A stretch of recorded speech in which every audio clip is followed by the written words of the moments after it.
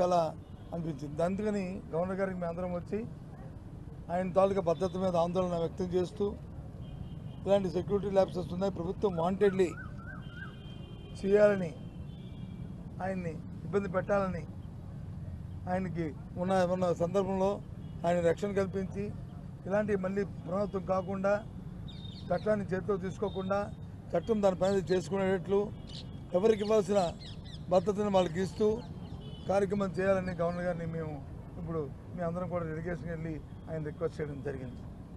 వారు దాన్ని పరిశీలిస్తాను, దీన్ని మేము ఎంక్వైరీ చేస్తానని చెప్పి వారు చెప్పడం జరిగింది. ఇది విషయాన్ని మీకు తెలియపరుస్తున్నాను.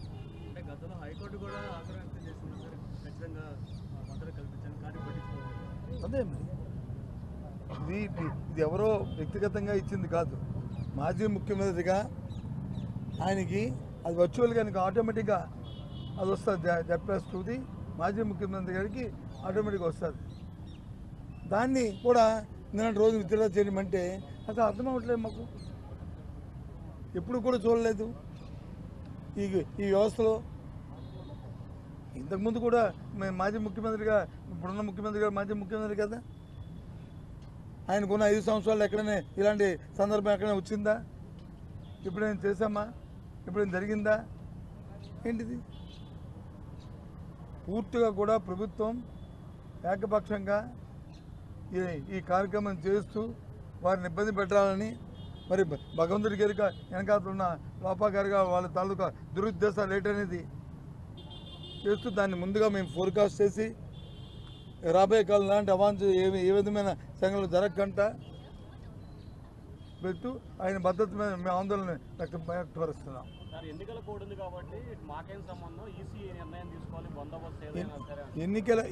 కోడ్ బందోబస్తుకి బయట ఆయనకున్న భద్రత ఎన్నికల కోడ్తో సంబంధంలే. ఏదైతే జెడ్+2 కేటగిరీ ఎప్పుడైతే ఉన్నదో ఆయన ఎక్కడికి వెళ్తే అక్కడికి ఆయనతో పాటు వారు వెళ్ళవలసిందే, అక్కడికి వెళ్తారు. అది నిబంధన. ఎన్నికల కోడ్ ఏంటి? అదనంగా ఇచ్చేది ఏమైనా ఉంటే, ఒక ఎన్నికల కోడ్ ఉంటే, ఎన్నికల కోడ్ మేము ముందు ఇన్ఫామ్ కూడా చేసాం, ఇగో ఇక్కడికి వెళ్తున్నామని. ఒకవేళ అటువంటి పరిస్థితి ఉన్నప్పుడు ముందుగా మాకు ఇన్ఫామ్ చేయాలి కదా. ఎన్నికల కోడ్ ఉందండి, మీరు అక్కడికి వెళ్ళొద్దండి, మీరు వెళ్ళడానికి వీల్లేదండి, రైతులకు వెళ్ళడానికి వీల్లేదండి, రైతులతో ఆవేదన అర్థం చేసుకోక్కర్లేదండి, ఈ కార్యక్రమం చెప్పచ్చు కదా. మరి ఇదే ఎన్నికల కోడ్ ఒక 4 రోజులు 5 రోజుల కింద ఒక మ్యూజికల్ నైట్ జరిగింది, ఒక సంగీత విభారత జరిగింది, మరి దానికి లేదా? ఆ రకంగా ఏ రకంగా నేను దాంతో కంపేర్ చేయట్లే. ఇది వచ్చి ప్రజల కోసం, సామాన్యుల కోసం, రైతుల కోసం, రైతులతో ఆవేదన కోసం, వారు పడుతున్న ఇబ్బందుల్ని అర్థం చేసుకుని ఇవాళ మరి మాజీ ముఖ్యమంత్రి మా లీడరు, మా నాయకుడు జగన్మోహన్ రెడ్డి గారు అక్కడికి వెళ్తే ఈ రకమైన చేయడం అనేది ఇది ఎంతవరకు సంబంధమో ఈ రాష్ట్ర ప్రజానీకాన్ని మరి అర్థం చేసుకోవాలి, చూడాలని చెప్తే అని కోరుతున్నాం. గవర్నర్ గారు స్పందన అయితే మాకైతే సంతృప్తి కనిపించింది. వెంటనే దీన్ని ఎంక్వైరీ చేస్తారని చెప్పారు. ఎవరు లేకపోతే అడిగారు. మరి పూర్తిగా కూడా మరి స్టేట్ గవర్నమెంట్ తాలూకా పోలీసు వైఫల్యం అని చెప్పాము. ఇంకో విషయాన్ని కూడా చెప్తున్నాను. ప్రభుత్వంలో వచ్చి ఏ పార్టీ అధికారంలోకి వస్తే పార్టీ అధికారం పోద్ది. మాకు ఇన్ఫర్మేషన్ ప్రకారం ఎస్పీకో లేకపోతే ఐజీ ఎస్పీకి వచ్చి గవర్నమెంట్ వచ్చి మీరు సెక్యూరిటీ ఇవ్వద్దని అది చెప్పారనేది ఉంది. ఇప్పుడు ఎవరు రెస్పాన్సిబిలిటీ? ఐజీని ఎస్పీ రెస్పాన్సిబిలిటీ కాదు, అక్కడ ఉన్న ఐజీ ఎస్పీ రెస్పాన్సిబిలిటీ కాదు, నీ బాధ్యత కాదు, మీరు యూనిఫామ్ వేసుకున్న పోలీసులు కాదు. ఆలోచన చేయండి, ఏ రకంగా నీ తాలూకు బాధ్యతని విస్మరిస్తారు, ఏ రకంగా మీ తాలూకు కర్తవ్యాన్ని చేయడం మానుతారు. ఈ ధర్మం ఇది? ఇదేనా రాజ్యాంగంలో బాబాసాహెబ్ అంబేద్కర్ గారు ఇచ్చిన రాజ్యాంగం తాలూకా ఇదేనా స్ఫూర్తి? ఇది న్యాయం? ఇది చాలా తప్పు. ఇది వ్యవస్థను పరిశీలన చేసుకుంటేనే ఆ వ్యవస్థ ఆ రాష్ట్రం కానీ ఆ ప్రజలు కానీ సుఖంగా సంతోషంగా ఉంటారు. ఈ రకంగా కక్షలతో కారణాలు తేలితే ఈ సాంప్రదాయాలు మంచివి కాదు. పూర్తిగా దీన్ని జరిగిన దాన్ని పూర్తిగా కూడా మేము అందరం కూడా ఆక్షేపం తెలియజేస్తున్నాం. మా నాయకుడి తాలూకు భద్రత పట్ల మేము ఆందోళన వ్యక్తపరుస్తున్నాం. పూర్తిగా ఏదైతే నిబంధనల ప్రకారం జరగాలని కోరుకుంటున్నాం. చట్టాన్ని చేతితో తీసుకోవడానికి ఎవరికి కూడా హక్కు లేదనే విషయాన్ని తెలియజేస్తున్నాం. ఇది అది రెండో విషయం. ఎందుకంటే చంద్రబాబు నాయుడు గారికి వాళ్ళకంటే కేంద్ర హోంశాఖ నుంచి కోరేది వాళ్ళకైతే ఉంది. అది రెండో విషయం. తప్పని పరిస్థితి చూస్తే ఆపై ఈ పోలీసు వైఫల్యం చెంది వీరితో లాభం లేదనుకుంటే అప్పుడు దాని గురించి ఆలోచన చేస్తాం.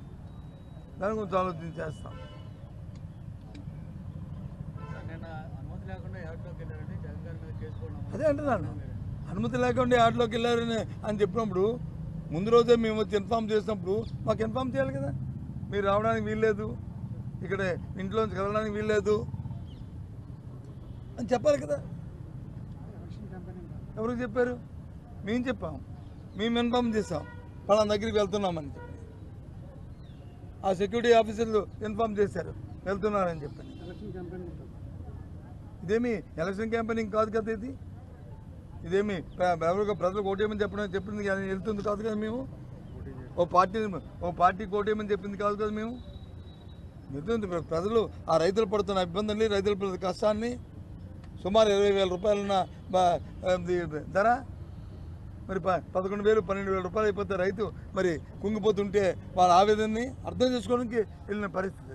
నిన్న ప్రభుత్వం అంతా కూడా మంత్రులు కూడా ఏమన్నారంటే, గతంలో మీరు గవర్నమెంట్ ఉన్నప్పుడు రైతులు పట్టించుకోలేదు, ఇదే మర్చి రైతులు పట్టించుకోలేదు, దండ స్వీకరణ లేదు, ఇప్పుడు ఎందుకు రాజ్యం కోసం మీరు డ్రామాలు ఆడమని చెప్పేసి మంత్రులు అన్నారు. సార్, గత ప్రభుత్వంలో మేము రైతులు పట్టించుకోవడం లేదని రైతులకి వెళ్ళి అడగండి. రైతులండి రైతు భరోసాలు ఇచ్చే గత సంవత్సరం అయింది. కేంద్ర ప్రభుత్వం రైతు భరోసాలు ఇచ్చిందండి ఇప్పటికి. పోనీ ఈ రాష్ట్ర ప్రభుత్వం అంటే ఇవ్వలేదు. పోనీ వాళ్ళు అలాగే రైతుల పట్ల లేదు. కేంద్ర ఇచ్చిన డబ్బులు కూడా ఇవ్వలేదే. కేంద్రం ఇచ్చింది ఇచ్చారా? 9 నెలలు అయింది. ఎప్పుడు ఇస్తారంటే ఇంక వచ్చే సంవత్సరం ఆలోచిస్తారంట. వాళ్ళ రైతులు మాట్లాడింది. వ్యవసాయం గురించి చెప్పాలంటే ఇంత చెప్పాలి. రైతుల గురించి చేసింది. ఎక్కడికి వెళ్ళినా సరే, ఏ ఊరిలోకి వెళ్ళినా సరే, రైతుకు కావాల్సిన విత్తనాలు కానీ, ఎరువులు కానీ, లేదా వాళ్ళు పండించిన పంటలు కానీ ఆ రైతు భరోసా కేంద్రాల్లోనే కొనుగోలు చేయడం కానీ, వాళ్ళకి అందించడం కానీ చేస్తాం. ఇవాళ ఎక్కడైనా ఏ ఊరిలో అయినా సరే ఎరువు దొరుకుతుందా అండి? విత్తనం దొరుకుతుందా అండి? పండిన పంటను వచ్చి ఎవరైనా కొనుగోలు చేస్తున్నారా అండి? చెప్పనండి. ఎక్కడికి వెళ్తే ఎవరో దాదాపు షాపుల దగ్గరికి వెళ్ళి షాపులకి వెళ్ళి కొనుక్కోవాల్సిన పరిస్థితి. వెళ్తే ఒక్కొక్క బస్తాకి 50 రూపాయల నుంచి 500 రూపాయల వరకు ఆ వెరైటీని బట్టి యూరియా కానీ, డిఏపి కానీ, లేకపోతే పొటాషియం కానీ, లేకపోతే ఇంకో ఎరువు కానీ. ఇటువంటి పరిస్థితి ఎప్పుడైనా ఉన్నాయండి గత 5 సంవత్సరాల్లో? ఎప్పుడైనా భారత్ తిరుగుని కూర్చొని అయ్యో ఎరువు కావాలనుకొని అరువు పరిస్థితులు ఉన్నాయండి? విత్తనాల కోసం వచ్చి ఎప్పుడైనా మేమే గ్రామాల్లోనే అందించాం. వాళ్ళు డోర్ స్టెప్కి ఇచ్చాం. వాళ్ళు పంటని అక్కడే కొన్నాం.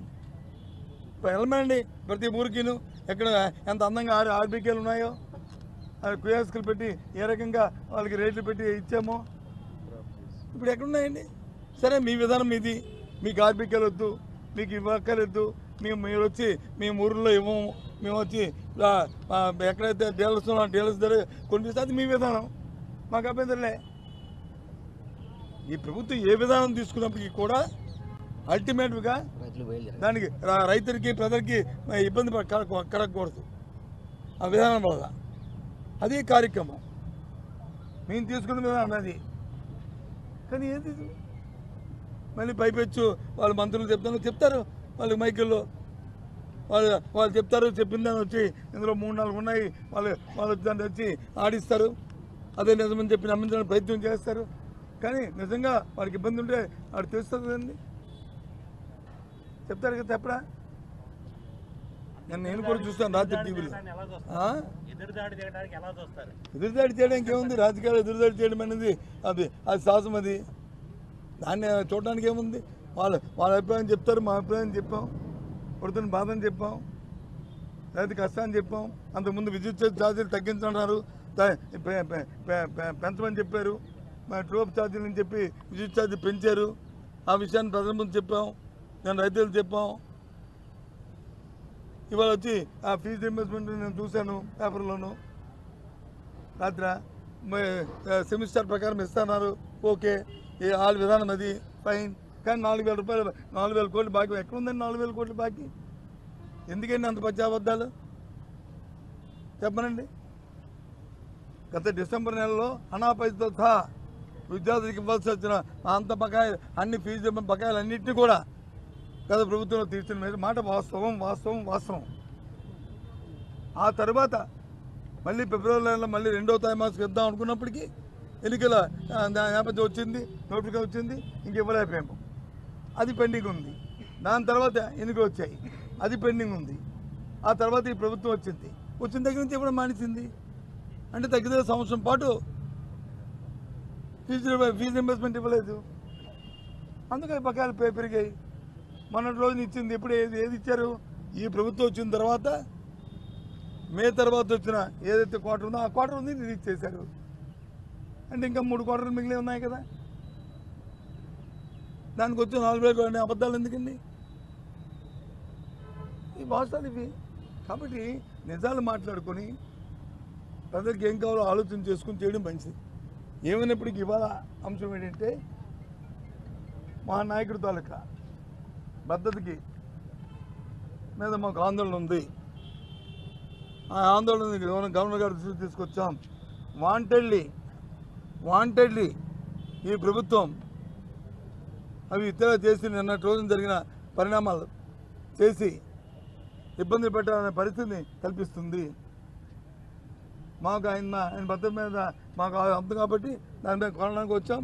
అయితే మీరు అడుగుతున్నారు కేంద్రానికి వెళ్తారా, కోర్టుకి వెళ్తారా, ఎక్కడికి వెళ్తారా అని మీరు అడుగుతున్నారు. అది 2వ చర్య. ఫస్ట్ ఈ ప్రభుత్వం వచ్చి గవర్నర్ గారు వచ్చి దిస్ ఇస్ మై గవర్నమెంట్ అని ఆయన మాట్లాడతారు. కాబట్టి మీ ప్రభుత్వంలో జరుగుతున్న పరిణామాలను ఇవ్వండి, అది చూడండి. గవర్నర్ గారు ఎంతవరకు న్యాయమో ఇదా అంటే ఆయన ఒక్కసారి ఆశ్చర్యపోయాడు. హౌ కెన్ విత్డ్రా అని. దిస్ ది సిచ్యువేషన్ అని చెప్పాం. యూ ఆస్క్ యువర్ పీపుల్ అండి, యువర్ ఆఫీసర్స్ అని. ఇది అవసరం.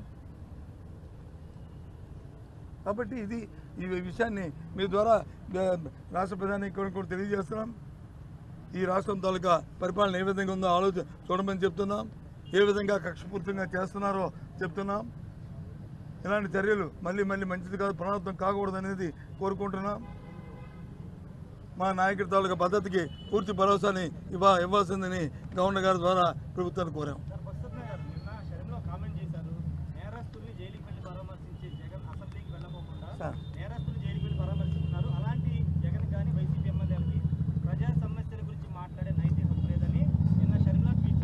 సార్ ఇదిగో ఆవిడ ఏం మాట ఖాళీగా కూర్చుంది. ఆవిడ ఏదో మాట్లాడుతున్న సమాధానం చెప్పడానికి ఉందా? ఆవిడ ప్రతిపక్షం. ఆవిడ చంద్రబాబు నాయుడు గారు ప్రభుత్వం ఏదైనా ల్యాబ్సెస్ ఉన్నా, లేదు కేంద్రంలో వచ్చి భారతీయ జనతా పార్టీ ఏదైనా ల్యాబ్సెస్ ఉన్నా ఆవిడ కనిపించవు. ఆవిడ జగన్మోహన్ రెడ్డి గారి మీద ఆవిడ వ్యక్తిగతంగా ఉన్న దాంతో ఆవిడ మాట్లాడుతున్నారు. దానికి సమాధానం చెప్పాల్సిన అవసరం లేదు.